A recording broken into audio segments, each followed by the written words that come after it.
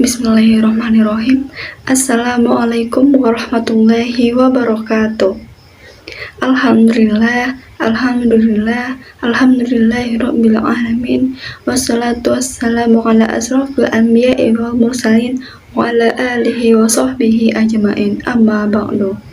Puji syukur kehadirat Allah Subhanahu wa Ta'ala yang telah memberikan kita kesehatan baik jasmani maupun rohani, sehingga kita semua masih bisa menghirup udara segar di muka bumi ini. Salawat beriringkan salam semoga tetap tercurahkan kepada junjungan kita Nabi Muhammad SAW dengan melafazkan Allahumma sholli ala Sayyidina Muhammad wa ala ali Sayyidina Muhammad. Semoga kita menjadi umat yang mendapatkan syafaatnya di yaumil mahsyar kelak nantinya. Amin amin ya rabbal alamin. Sahabat-sahabatku yang dirahmati Allah, adapun ceramah singkat pada hari ini mengenai demokrasi dalam pandangan Islam.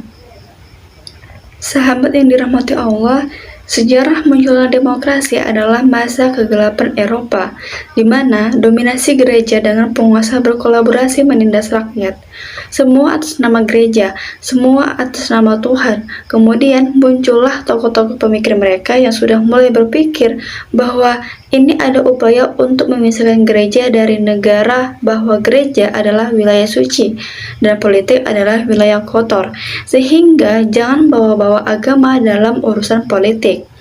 Lantas, agama hanya urusan Tuhan, gereja adalah urusan Tuhan, dan politik urusan manusia. Maka muncullah ide yang disebut dengan suara rakyat itu adalah sejatinya suara Tuhan. Mengapa demikian? Karena rakyat pasti menginginkan kebaikan untuk diri mereka.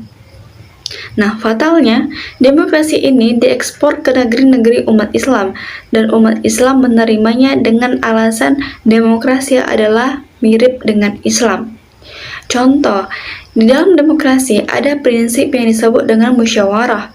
Dengan prinsip diskusi, dengan prinsip rembukan, maka di dalam Islam pun sangat menjunjung tinggi yang namanya musyawarah. Karena dalam demokrasi ada musyawarah, dalam Islam juga ada musyawarah, maka mereka mengatakan demokrasi berasal dari Islam. Oleh karena itu, benarkah demokrasi berasal dari Islam? Tentu mari kita kaji apa perbedaan demokrasi dalam pandangan Islam. Yang pertama yaitu, di dalam demokrasi, kedaulatan di tangan rakyat.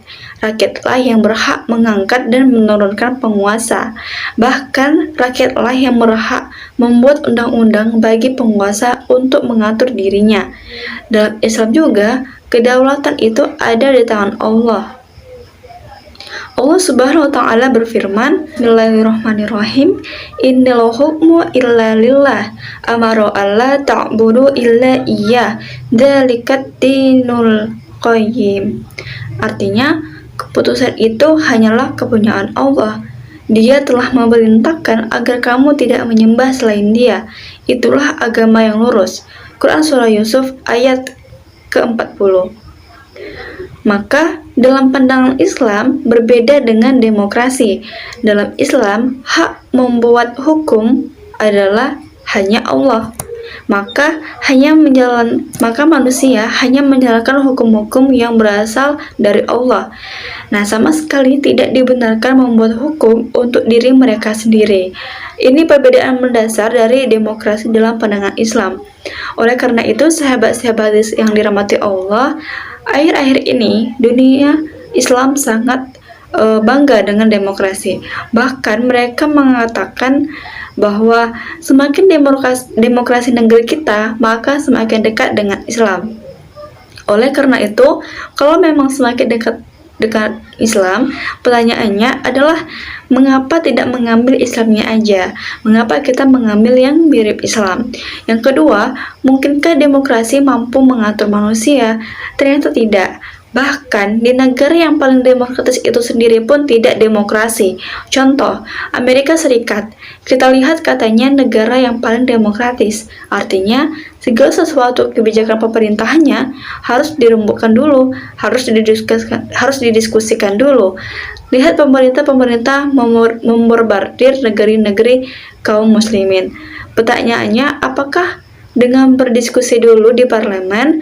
Justru tidak. Dijalankan dulu hukum itu baru didiskusikan setelahnya. Lihat juga di negeri ini, yang katanya negeri yang selalu meminta pendapat wakil-wakil rakyat. Benarkah menaikkan BBM? Benarkah menaikkan listrik? Selalu mengikuti pendapat Dewan Perwakilan Rakyat atau MPR dengan musyawarah? Tidak. Seringkali kebijakan itu telah diputuskan, baru kemudian didiskusikan. Oleh karena itu, demokrasi selain dia bertentangan dengan Islam. Yang kedua, demokrasi adalah ide usang, bohong, dusta, demi kepentingan para elit penguasa agar mereka mampu berkuasa.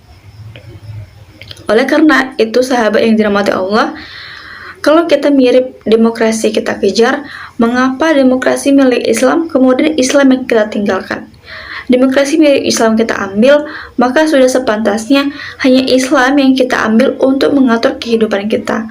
Oleh karena itu, sahabat-sahabat sekalian, fatalnya negeri-negeri Muslim hari ini lebih ridho diperintah demokrasi daripada diperintah oleh Islam yang sudah jelas-jelas berasal dari Allah Subhanahu wa Ta'ala. Mari pahami fakta demokrasi, pahami fakta Islam, kita akan menemukan perbedaan mendasar di antara keduanya. Yang kedua, kita mendakwakan bahwa Islam adalah Islam, tidak mungkin menyamai demokrasi dan tidak ada juga istilah demokrasi Islami. Kalau ada demokrasi Islami, nanti ada dong pacaran yang Islami. Kemudian, kalau ada pacaran yang Islami, nanti ada maling yang Islami. Maka Islam adalah Islam, kemaksiatan adalah kemaksiatan, dan tidak mungkin dicampur baur. Allah Subhanahu wa Ta'ala juga berfirman dalam Quran surah Al-Baqarah ayat 42 yang berbunyi, Bismillahirrahmanirrahim, wala talbisul haqqo bil batili wa taktumu haqqo wa antum taqlamun, yang artinya, dan janganlah kamu campur adukkan yang hak dengan yang batil, dan janganlah kamu sembunyikan yang hak itu, sedang kamu mengetahuinya. Sahabat yang dirahmati Allah, maka marilah mulai hari ini kita hanya mengabdikan diri sepenuhnya kepada Allah, karena Allah Subhanahu wa Ta'ala tempat kita kembali. Demikian ceramah yang saya sampaikan pada hari ini, semoga bermanfaat. Wallahu muwaffiq ila aqwamit thoriq. Wassalamualaikum warahmatullahi wabarakatuh.